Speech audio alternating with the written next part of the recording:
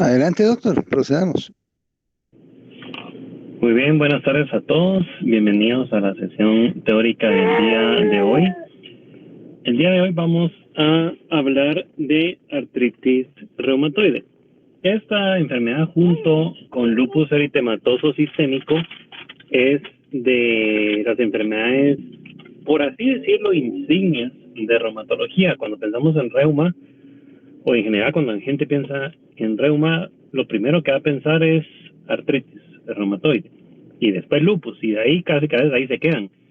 Entonces sí es muy importante conocer esta enfermedad, y más porque se confunde mucho con artrosis, ¿verdad? Pueden tener síntomas similares, y lo que a veces es artrosis, que es una patología mucho más sencilla, se puede confundir con artritis si el paciente está sobretratado, por así decirlo, o tratado inadecuadamente.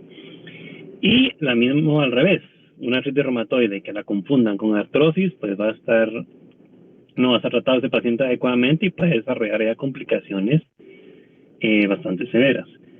Entonces, hoy, como les digo, vamos a tocar este tema. No es una clase tan larga, ¿verdad? Sino que vamos a ver cómo se puede manifestar esa enfermedad, y también importante cómo, aparte de las articulaciones, aparte de lo que es el tejido conectivo y músculo esquelético, qué otras áreas del cuerpo se pueden ver afectadas por esta enfermedad. Así que los dejo con la doctora Suzette Pérez. Adelante.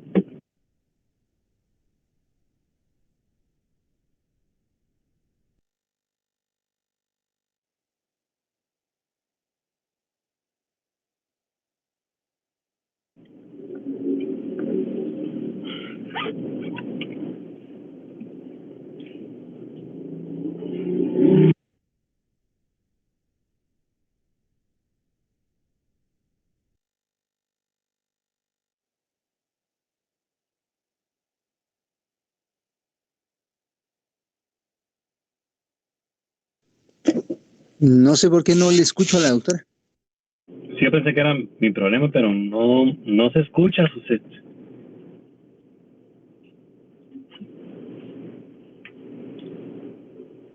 No sé si nos escucha usted a nosotros. O no sé si los demás escuchan. Porque nosotros tres no escuchábamos nada. Yo te escucho a ti. ¿Cómo? A Suzette no se la escucha, a ustedes sí. Ok, Suzette, entonces sí, no sé si tal vez se sale y vuelve a entrar, porque si nadie, como que nadie la escuchamos. Ok.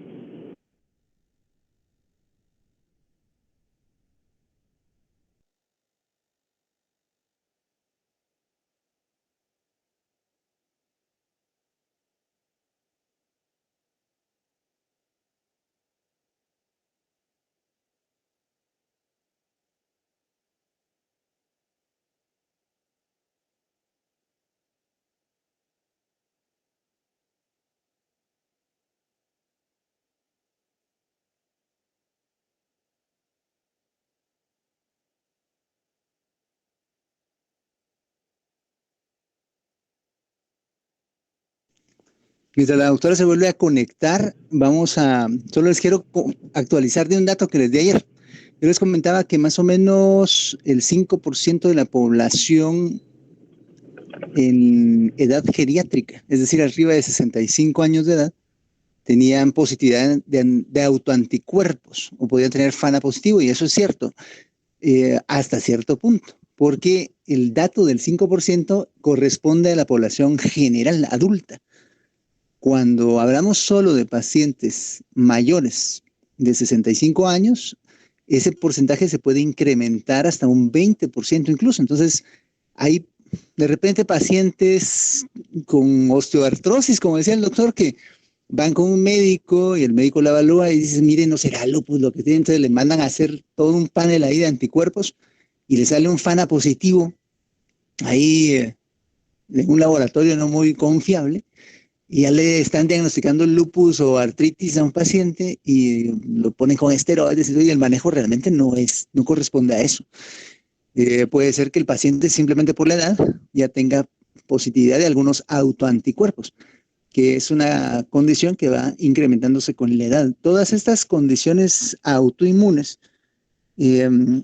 tienen, así como lo veo yo lo miro como una falta de regulación normal precisamente del sistema inmunológico. Recuerden que parte del sistema inmunológico está dirigido a pelear o a inhibir el crecimiento de algunas, por ejemplo, células malignas o células precancerígenas, células dañadas, células viejas, y pues de alguna manera también protege al paciente, o sea, a las personas en general, de evolucionar a esas situaciones.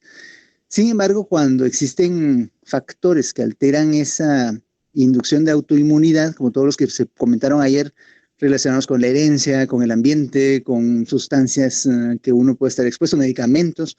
Cuando uno está expuesto a esas situaciones, la regulación de la autoinmunidad se altera y empieza a incrementarse precisamente ese porcentaje de actividad inmunológica que está dirigida contra los propios tejidos del paciente, y dependiendo del nivel de elevación de los anticuerpos, así se van a manifestar. Por ejemplo, en el tema endocrinológico, dos condiciones autoinmunes que son relativamente frecuentes son la tiroiditis de Hashimoto, que induce hipotiroidismo. Platicamos de eso cuando hablamos de los trastornos de la función de la tiroides. Y la otra condición, pues, que uno recuerda rápido, es la diabetes mellitus tipo 1, en la cual pues, los autoanticuerpos están dirigidos contra los islotes pancreáticos. Ya regresó la doctora, no sé si quiere probar su audio, por favor. Adelante, doctora. ¿Me escuchan? Ahora sí lo escuchamos. Ok. Entonces, el día de hoy voy a hablar sobre la artritis reumatoide, que para una pequeña definición, tenemos que tener en cuenta que es una enfermedad inflamatoria crónica de origen autoinmune, que se va a caracterizar por poliartritis simétrica y periférica. Puede ocasionar a menudo destrucción ósea y del cartílago articular, provocando incapacidad funcional, por lo que es importante tener un diagnóstico temprano, al igual que su tratamiento. Como ya había comentado el doctor, también esta es una enfermedad sistémica que se puede acompañar de diversas manifestaciones como extraarticulares, como la fatiga, nódulos subcutáneos, afectación pulmonares, pericarditis, también puede ser vasculitis y algunas anomalías hematológicas que más adelante les explicaré mejor. Antes que continúe, Suset, sí. Solo quiero hacer hincapié en algo importante que dijo ahorita Suset. Es una enfermedad sistémica. O sea, artritis reumatoide está bien, tiene el nombre de artritis, pero es una enfermedad sistémica. No es una artritis local o solo circunscrita a articulaciones o tejido conectivo. Entonces es algo que es muy importante, porque cuando vemos artritis reumatoide, o si ya tuvieron pacientes con artritis reumatoide que los vio reumatología, tal vez se percataron que pedían cosas como rayos X o otras situaciones, uno dice, o tal vez pensaron, pero ¿por qué si lo que tiene afectado son las articulaciones? ¿Por qué estamos buscando en otro lado? Y es esto, es enfermedad sistémica, no igual que el lupus sistémico, ¿verdad? Va a afectar no solo un órgano en específico, sino múltiples, que tenga predilección por las articulaciones, que es otro piso, ¿verdad? Pero es muy importante esto que mencionó usted, enfermedad sistémica. Continuemos. Ahora hablando un poco de la epidemiología, si lo vemos a escala mundial, hay estudios que indican que afecta entre el 0.5 al 1% de la población en adultos, pero se ha mostrado mayor incidencia entre la de 25 y 55 años de edad, pero después que llegan a los 75 como que hay un equilibrio y para luego disminuyen. Tiene semejanza con otras enfermedades autoinmunitarias, ya que esta afecta con mayor frecuencia a las mujeres que a varones. Podemos ver que hay a nivel mundial hay una predisposición de que cada 2 a 3 mujeres se va a ver afectado un hombre, o en Latinoamérica, que hay un estudio que indica que por cada 6 o 8 mujeres va a haber afectado un hombre. Indican teorías, hay teorías que explican esta posible participación, que es el estrógeno. ya que esta puede intensificar la respuesta inmunitaria porque va a estimular como la producción del factor de necrosis tumoral, ya que esta es una citocina importante para la patogenia de la enfermedad.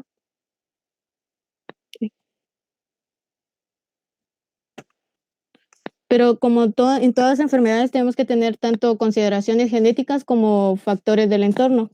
Hablando de las consideraciones genéticas, se ha dicho que por más de 30 años se ha reconocido que los factores genéticos contribuyen a la participación de la enfermedad, ya que se ha demostrado que un pariente de primer grado de una persona que cuenta con la enfermedad tiene como 2 a 10 veces mayor la probabilidad de presentar este diagnóstico. E incluso hay alelos que confieren como que se puede detectar mayormente la enfermedad, por ejemplo, que se encuentran en el complejo mayor de histocompatibilidad.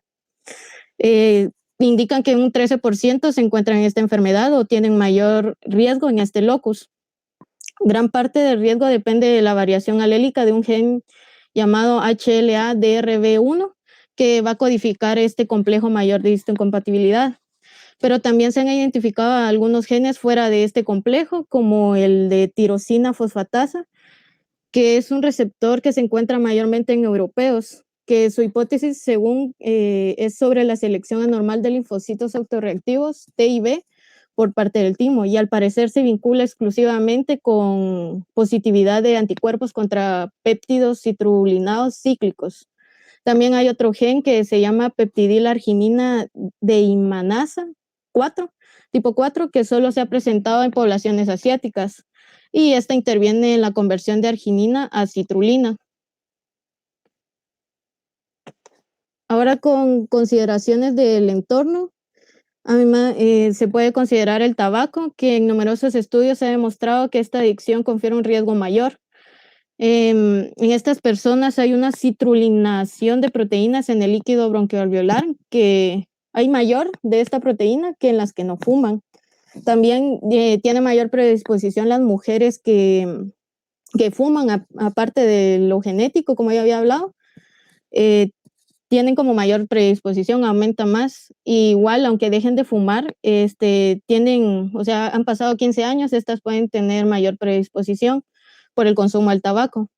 También se han buscado otras causas infecciosas, como en especial los pacientes que son seronegativos para factores reumatoides y anticuerpos citrulinados, en los que llevan a mayor importancia el virus de Epstein-Barr, debido a que esta tiene una amplia capacidad de persistir en muchos años en el hospedador.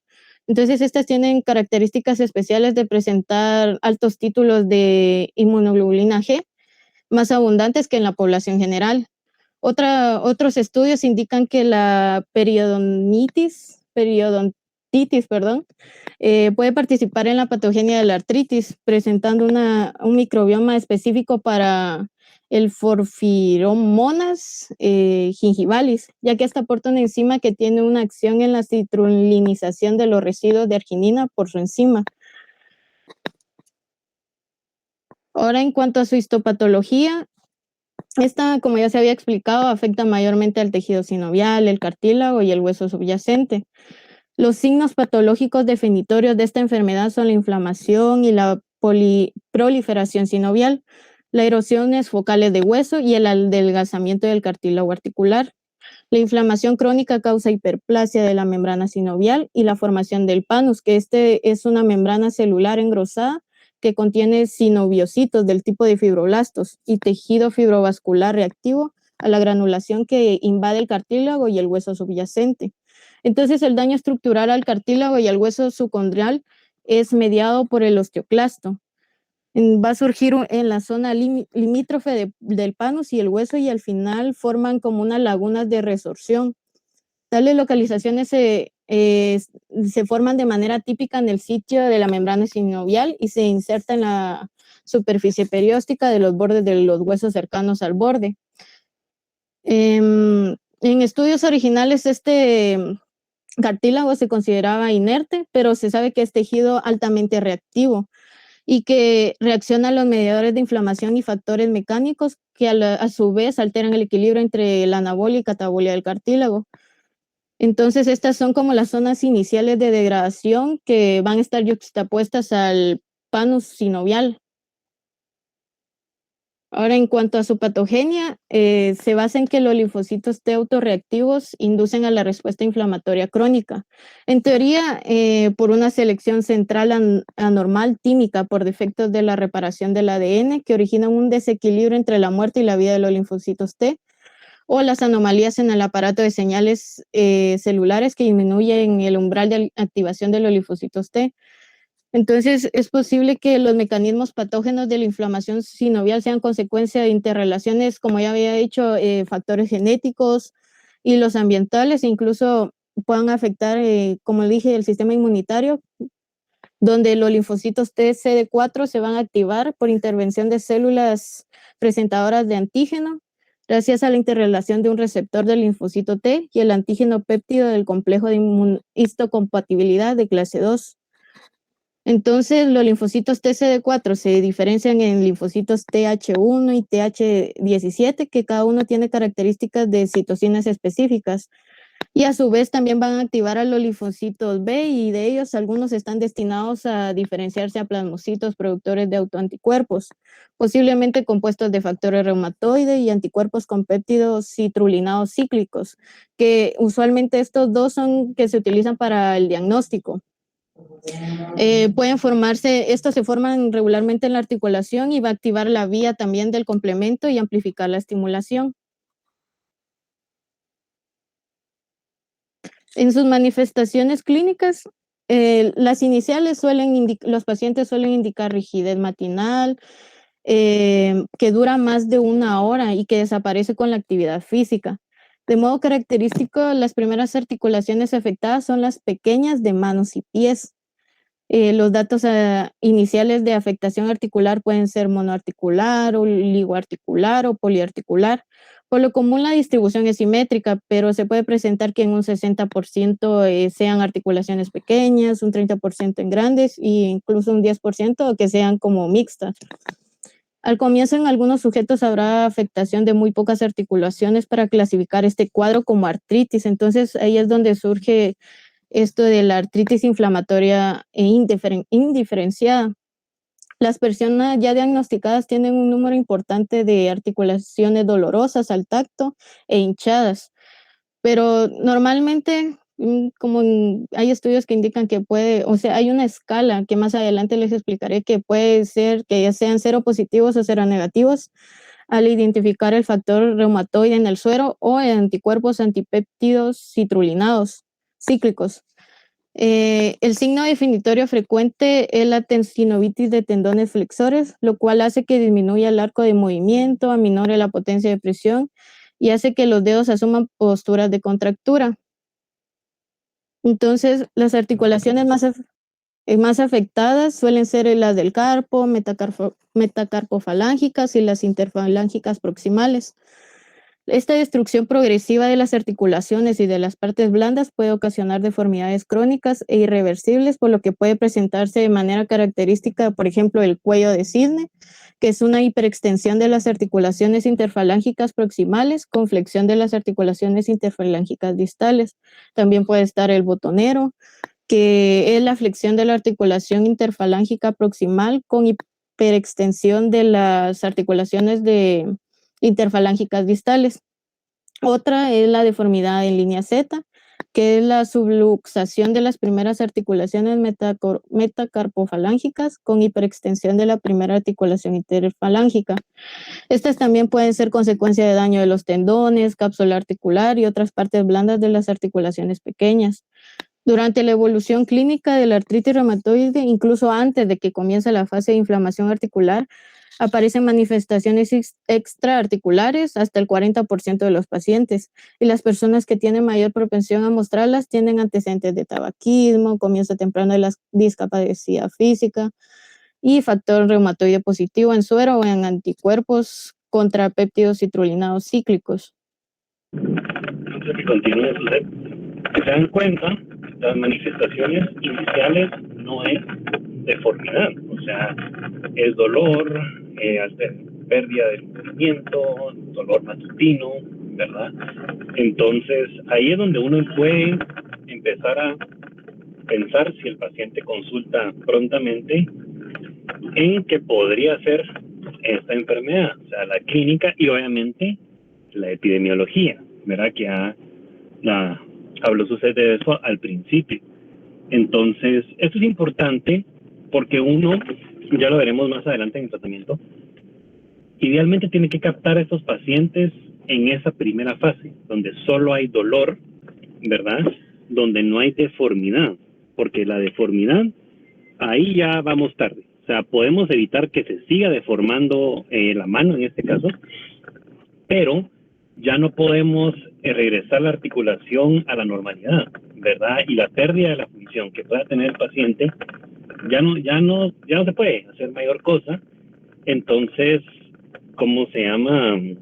Simplemente estamos evitando que aparezcan manifestaciones adicionales sistémicas o si la deformidad no está tan marcada que no se siga deformando. Entonces, como les digo, idealmente es cacharlos antes, sospecharlo rápidamente, hacerle las pruebas diagnósticas, que ahorita vamos a ver los criterios, ¿verdad?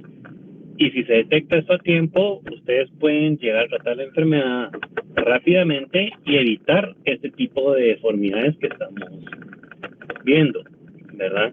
Por eso es que la artritis se confunde mucho con artrosis al principio, ¿verdad?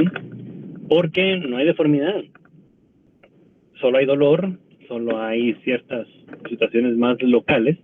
Entonces, muchos piensan, tal vez un mal movimiento, tal vez es la edad, ¿verdad? Tal vez me falta agua, un montón de situaciones. Entonces, no se ponen a pensar que pudiera ser esto, ¿verdad? Entonces, esa es de las primeras o principales lecciones de artritis reumatoide. No tenemos que esperar a que el paciente tenga deformidad de cualquier tipo para tratarlo. Tiene que ser antes, para precisamente evitar esta pérdida de la función que conlleva las deformidades, sobre todo en manos.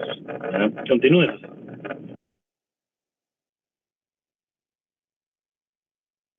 En cuanto a los signos y síntomas constitucionales que puede presentar el paciente, siempre reflejan un grado intenso de inflamación e incluso pueden anteceder a la aparición de síntomas articulares, como dijo el doctor, los cuales incluyen pérdida de peso, fiebre por lo general.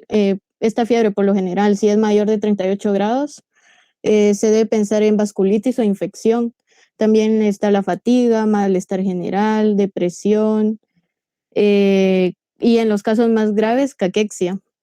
Las manifestaciones extraarticulares pueden producir en cualquier momento con mayor frecuencia, especialmente en seropositivos de factor reumatoide, los anticuerpos antipéptidos citrulinados. Se pueden presentar, por ejemplo, manifestaciones cutáneas en los que destacan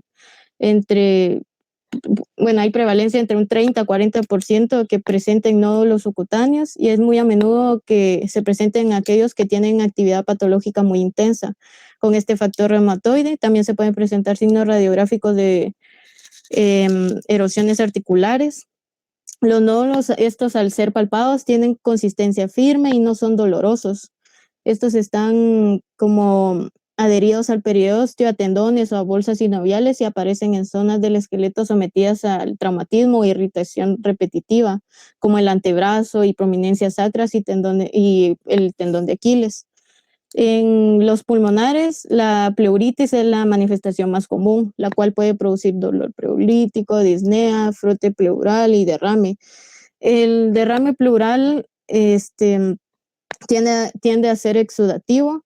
Puede haber también neumopatía intersticial y es anticipada por signos como la tos seca, disnea. Esta puede ser vinculada también al tabaquismo. El síndrome de Kaplan es una variedad infrecuente de nodulosis pulmonar que se caracteriza por la aparición de nódulos después de la exposición al silicio. En las cardiovasculares, la afectación más frecuente se localiza en el pericardio. Sin embargo, los pacientes presentan esto en menos del 10%, donde van a presentar pericarditis. También se puede presentar miocarditis, cardiopatía isquémica, insuficiencia mitral, ya que el reflujo mitral tiene mayor frecuencia con esta patología. En manifestaciones oculares, en promedio, un 10% de las personas pueden presentar el síndrome de Sjögren, creo que se dice la verdad, que se define por la presencia de queratoconjuntivitis seca o xerostomia. Síndrome de Sjögren, doctor. Sjögren, gracias. En las hematológicas suelen surgir anomalía normocítica normocrómica, y es la anomalía más frecuente de la sangre. Se dice que este grado de anemia va a ser como correspondiente al grado de inflamación, y también se relaciona con las concentraciones séricas de proteína C reactiva y la velocidad de eritrosedimentación. También puede haber mayor recuento de plaquetas porque se trata de un reactivo de fase aguda. Se puede presentar el síndrome de Felting, que se define por la tríada de neutropenia, esplenomegalia y artritis nodular, que este síndrome se observa en al menos 1% de estos pacientes, pues, pero es más en los caucásicos. También los pacientes a veces presentan 4 veces mayor riesgo de presentar linfoma, en especial en este síndrome de Felting. También está la vasculitis, que aparece en personas con enfermedad muy duradera, factor reumatoide positivo en suero e hipocomplementemia. Los signos cutáneos varían e incluyen petequias, púrpura, gangrena, lívido reticular, que es como un patrón reticular de coloración rojiza y azulada, como se puede ver en la imagen. Y en casos graves, úlceras grandes y dolorosas de extremidades inferiores. Para su diagnóstico, este se basa en mayor medida entre los signos y síntomas de la enfermedad y los resultados de análisis de laboratorio, y también estudios radiológicos que aportan información complementaria importante. Por lo que hay criterios de clasificación de la artritis reumatoide que generan una puntuación de 0 a 10, y la puntuación mayor o igual a 6 cumple con las exigencias o normas que definen la artritis reumatoide. En estos influyen la afectación de las articulaciones, donde podemos ver que una articulación grande entre el hombro, codo, cadera, rodilla o tobillo indican 0 puntos. De 2 a 10 articulaciones grandes, 1 punto. De 1 a 3 articulaciones pequeñas, metacarpofalángicas, interfalángicas proximales, interfalángicas del pulgar, metatarsofalángicas y del carpo, indican 2 puntos. De 4 a 10 articulaciones pequeñas, 3 puntos. Y más de 10 articulaciones en las cuales como mínimo haya una articulación pequeña, indica 5 puntos. Luego está el análisis serológico, que la negatividad del factor reumatoide y de anticuerpos contra péptidos citrulinados indica 0 puntos. El nivel positivo o bajo del factor reumatoide o de anticuerpos contra la CCP, 2 puntos. O la positividad grande del factor reumatoide y de los anticuerpos, 3 puntos. Otro es los reactivos de la fase aguda.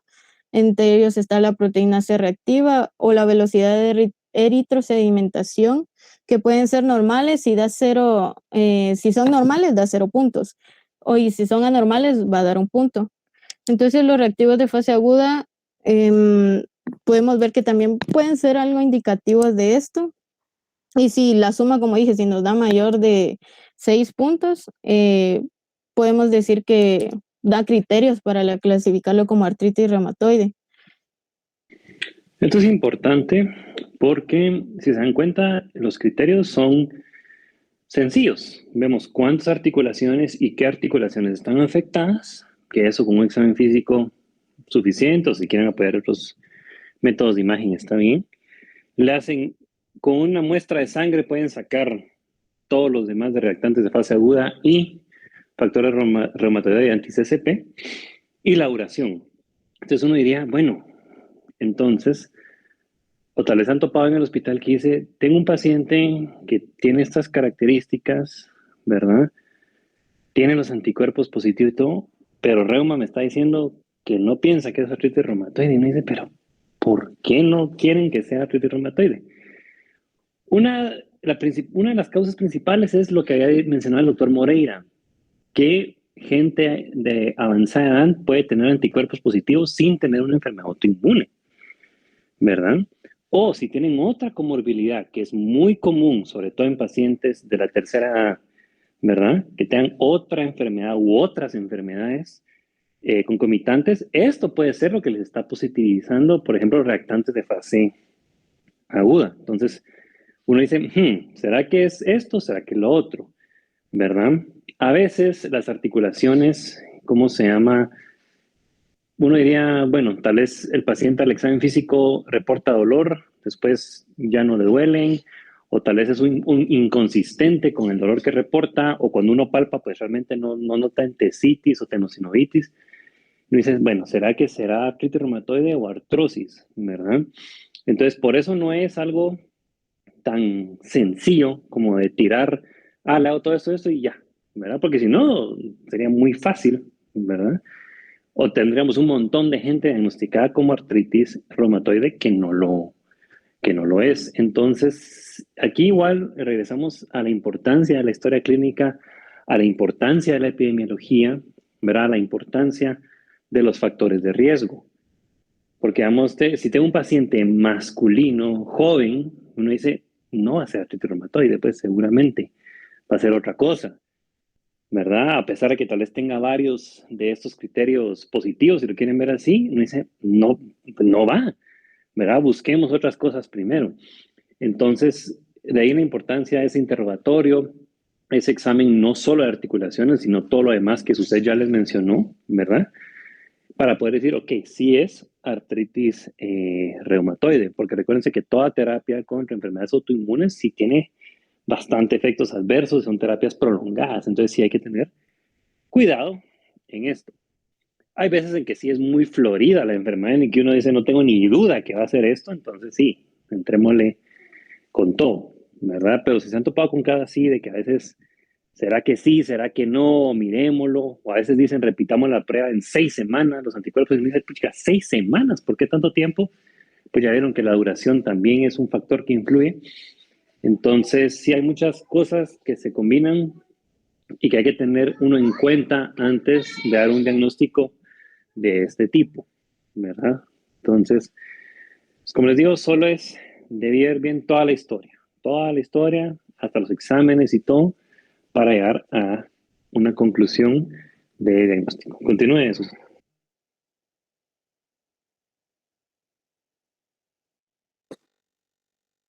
Bueno, en cuanto a los datos de laboratorio, como dije, los factores reactivos, estos de, ay, se me fue el nombre.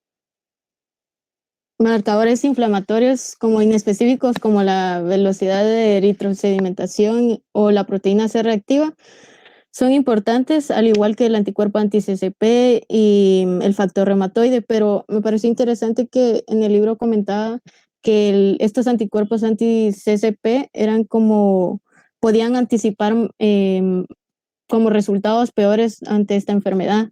También el análisis del líquido sinovial es importante, ya que este refleja el estado inflamatorio, la cual puede variar, pero por lo general es de 5.000 a 50.000 células por microlitro en comparación con el recuento de leucocitos de un cuadro inflamatorio que es menos de 2.000 células.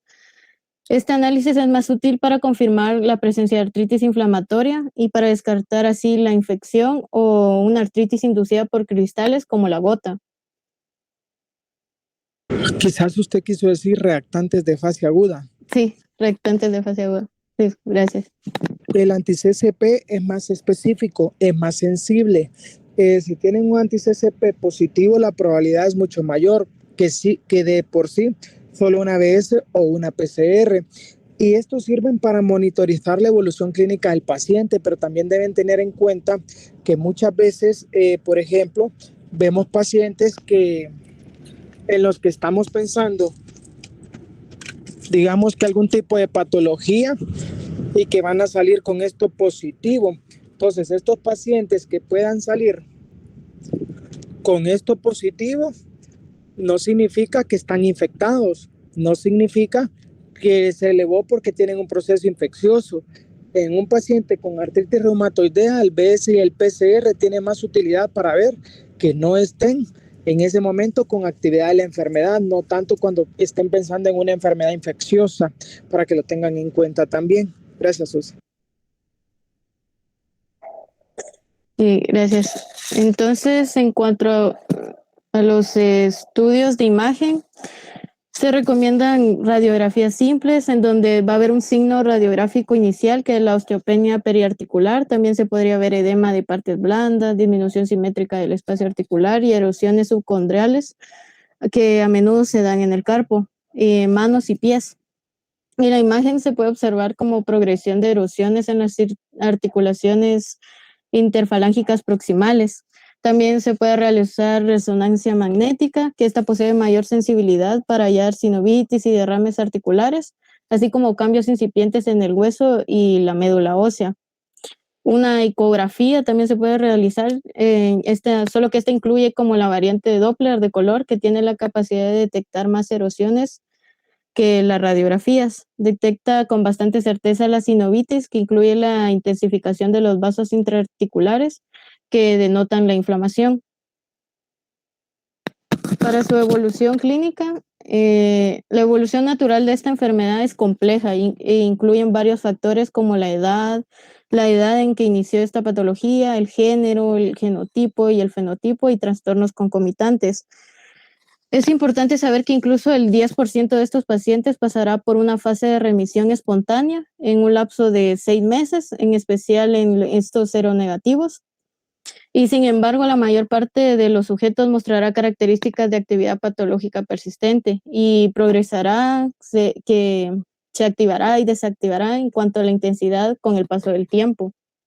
La discapacidad tiene un empeoramiento gradual con el paso del tiempo en casos de falta de control de la actividad patológica, donde se demuestra que más del 50% de los sujetos no pueden trabajar en 10 años después de haber comenzado con esta enfermedad. La tasa de mortalidad global por las enfermedades es 2 veces mayor que en la población general y esta, como ya había mencionado, que puede presentar cardiopatía isquémica, puede constituir un factor más frecuente del fallecimiento y pueden ser, es seguida de infecciones, otra causa frecuente. Para el tratamiento, como el tratamiento se divide, como sabemos, en farmacológico y no farmacológico. En cuanto al farmacológico, los fármacos más utilizados para tratar la artritis reumatoide se dividen en categorías generales como los antiinflamatorios no esteroideos, los glucocorticoides, el fármaco antirreumático modificador de la enfermedad y los biológicos. Hablando del panorama de la terapéutica, incluyen el empleo del metotrexato como fármaco antirreumático modificador de la enfermedad, siendo la primera elección para tratar la artritis reumatoide incipiente. También la obtención de productos biológicos nuevos muy eficaces se pueden utilizar solos en combinación con el metotrexato, que tienen una mayor efectividad. Por mencionar algo de los antiinflamatorios no esteroideos, hoy en día se consideran como complemento para tratar los síntomas que no controlan otras medidas. Como se saben, estas inhiben las formas no selectivas de la ciclooxigenasa 1 y 2, pero su empleo a largo plazo deben evitarse por la posibilidad de efectos adversos como la gastritis, úlceras pépticas y el deterioro renal. Los glucocorticoides pueden controlar la actividad prolongada de la artritis reumatoide. Su dosis de administración puede ser baja o moderada para obtener un control rápido de la enfermedad antes de comenzar el tratamiento totalmente eficaz a base de antirreumáticos modificadores de la enfermedad. También se suele emprender un ciclo entre 1 a 2 semanas con glucocorticoides para tratar exacerbaciones agudas, y la dosis y la duración dependen de la intensidad de las exacerbaciones, por lo que tal vez está justificada la administración de prednisona en dosis pequeñas de 5 a 10 miligramos por un tiempo, aunque sería importante comparar el beneficio-riesgo, ya que, por ejemplo, la administración por largo tiempo puede causar osteoporosis. En cuanto a los antirreumáticos modificadores de la enfermedad, estas reciben su nombre por la capacidad de lentificar o evitar la progresión estructural de la enfermedad. Los más comunes incluyen el metotrexato, la sulfasalazina y la leflunomida, pero el más indicado es el metotrexato. Esta tiene efectos secundarios como trastornos gastrointestinales y hepatotoxicidad. En cuanto a los productos biológicos, estos son productos proteínicos diseñados sobre todo para actuar en citocinas y moléculas de superficie celular. Entre ellas está el antifactor de necrosis tumoral, por ejemplo, el infliximab, el etanercept y el golimumab, que se utilizan en combinación con metotrexato como fármaco base. Esta combinación se obtiene un beneficio máximo en muchos casos y suele ser en la etapa siguiente para tratar a sujetos con respuesta inadecuada solamente al metotrexato. Estos se evitan con infección. Estos se deben evitar si presentan los pacientes como hipersensibilidad a estos medicamentos. También el abacatep inhibe la coestimulación de linfocitos T. Han demostrado estudios que estas disminuyen la actividad de la enfermedad, lentifica la evolución radiográfica de daño y mejora la capacidad funcional. Y también está el rituximab, que actúa al agotar el número de linfocitos B, que hacen que disminuya la respuesta inflamatoria por un mecanismo que se desconoce. Esta se ha probado para tratar la artritis reumatoide resistente en combinación con metotrexato y es más eficaz con enfermedad seropositiva. En cuanto a el tratamiento... Antes de que continúe, solo regresa a lo anterior, por favor. Muy bien, vamos a terminar, jóvenes. Solo de estos 4 puntos. Sí. Los AINES pueden ser utilizados para el tratamiento del dolor y a veces los pacientes solo con eso es suficiente para tratar el dolor, ¿verdad? No para tratar la enfermedad, sino para controlar el dolor articular, ¿verdad? Entonces, ¿cómo se llama? Pueden dejarle los usuales, pueden dejarle algún coxídico, pueden dejarle meloxicam, que es lo que utilizan en reumatología. Está bien. Para controlar el dolor pueden ser suficientes. A veces es necesario sí escalar un poquito más a opiáceos leves, pero, ¿cómo se llama? Pueden ser utilizados sin ningún problema. Los glucocorticoides, como prednisona, metilprednisolona, son importantes, como dijo usted, en exacerbaciones agudas o en llamaradas de la enfermedad o a reactivaciones. Esto es importante porque cuando se habla de reumatología, que es una especialidad que no a mucha gente le gusta, dicen es que todo es esteroides, todo lo resuelven con esteroides. Y no es que esté tan alejado de la realidad, pero no es de que todo sea esteroides. Sirven para las exacerbaciones, sirven para controlar la enfermedad rápido.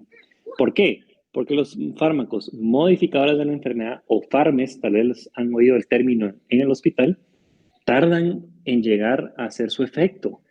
El metotrexate tarda como 4 a 6 semanas para llegar a su punto óptimo y que empiece a hacer el efecto deseado. Entonces uno no puede esperar 4 a 6 semanas del paciente con dolor u otras manifestaciones y solo con el farme no va a aguantar, hay que darle esteroide. Y sí, hay que irlo quitando y si se puede, totalmente eliminarlo, ¿verdad? Es cierto, usamos dosis de esteroides altísimas, porque van a haber de 50 miligramos, 60 miligramos, son dosis súper altas, pero a veces es necesario. Y se van disminuyendo poco a poco, y a veces se pueden quitar, a veces no. Hay gente que toma 5 miligramos de prednisona, 2.5, que es una nada, pero le quitan ese poquito y otra vez se activa la enfermedad. Se lo vuelven a poner y ya no pasa nada. Entonces uno dice, bueno, ni modo. Pero sí, el objetivo es dejar al paciente solo con FARMES. Estoy de acuerdo que metotrexate es el mejor. Se recuerdan de dejar ácido fólico cuando utilicen metotrexate porque como inhibe la hidrofolato reductasa puede haber afectación a este nivel, ¿verdad? Pueden utilizar las demás, hidroxicloroquina, sulfasalacina, leflunomida. Pueden utilizar azatioprina, mofetil-microfenolato, tacrolimus. También lo pueden utilizar, ¿verdad? Pero metotrexate siempre va a ser el de elección cuando hay afectación articular. De hecho, no solo en artritis, toda otra enfermedad autoinmune como lupus que tenga afectación articular, metotrexate va a ser la primera opción. Y si los biológicos, ese es el futuro, ¿verdad? En el hospital sí hay rituximab, hay un grupo de pacientes que están con rituximab que les ha ido muy bien, ¿verdad? Que de hecho son pacientes que ni deformidad tienen articular, pero están con el biológico. El problema de los biológicos, como han escuchado y han visto, es que son muy caros y no hay biológicos genéricos, por así decirlo. Entonces sí es extremadamente caro. Por eso los pacientes enrolados en este programa de rituximab son pacientes que no han fallado una cita, que han tenido bien controlada la enfermedad y todo. Por lo mismo, no podemos arriesgar a dar un tratamiento tan caro si el paciente no tiene un adecuado seguimiento y control de su enfermedad, porque si no tampoco vamos a lograr nada, ¿verdad? Entonces, como les digo, rituximab en el hospital es el que se utiliza. Y si no, los fármacos con los glucocorticoides, y usualmente con eso es suficiente, ¿verdad? Es cierto que la enfermedad puede activarse un montón de veces, sobre todo porque recordemos que son tratamientos a largo plazo, ¿verdad? Entonces, como tratar hipertensión, como tratar diabetes, como tratar VIH, son tratamientos a largo plazo. Y la gente se cansa. La gente se cansa. Uno se cansa y más este tipo de medicamentos que suelen tener efectos adversos frecuentes, algunos o sea, muy, o sea, se me fue la palabra. Tienen efectos adversos frecuentes, entonces los pacientes dicen ya no quiero porque me está dando esto, me está dando lo otro, o hay que estarles modificando el tratamiento porque hicieron tal efecto adverso, entonces, ¿cómo se llama? Sí, es difícil, es difícil. Ahora, miremos el tratamiento no farmacológico, que es igualmente importante. Está bien, dar tratamiento con todo esto, hay que hacerlo, pero si también el no farmacológico lo descuidamos, también el paciente puede estar en recaída. Así que, adelante, Suset. En cuanto al tratamiento no farmacológico, esto es importante porque al tratarse de una enfermedad crónica, un aspecto importante es que el paciente se transforme en un colaborador activo en su tratamiento y en la toma de decisiones. Para ello es primordial que el equipo de salud se involucre en la educación del paciente, informándole sobre su enfermedad, proporcionándole indicaciones exactas de su tratamiento y los posibles efectos adversos. También se debe considerar asesoramiento con terapia ocupacional para aquellos pacientes que experimentan limitación funcional. Y también es bien conocido que la artritis reumatoide produce fatiga y que el rendimiento de muchas tareas normales se ve afectado.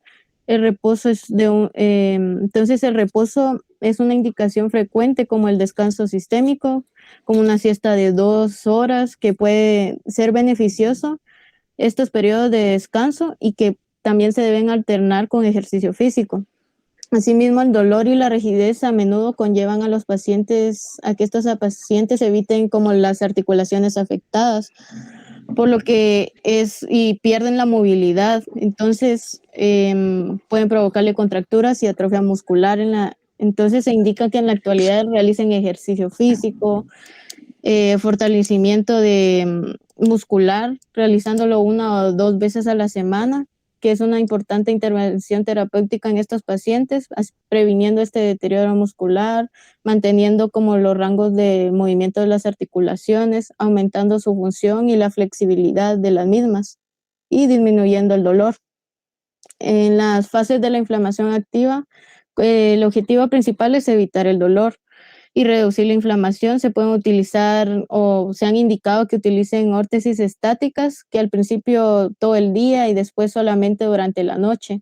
Si el paciente tiene problemas funcionales, se pueden asociar órtesis parciales que les van a ayudar a como adaptarse a los movimientos o al problema específico en el área anatómica que el paciente indique.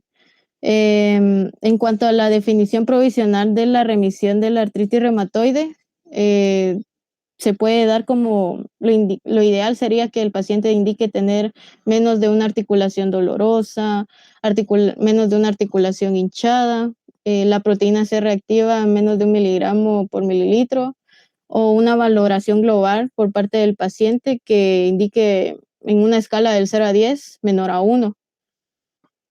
Y solamente.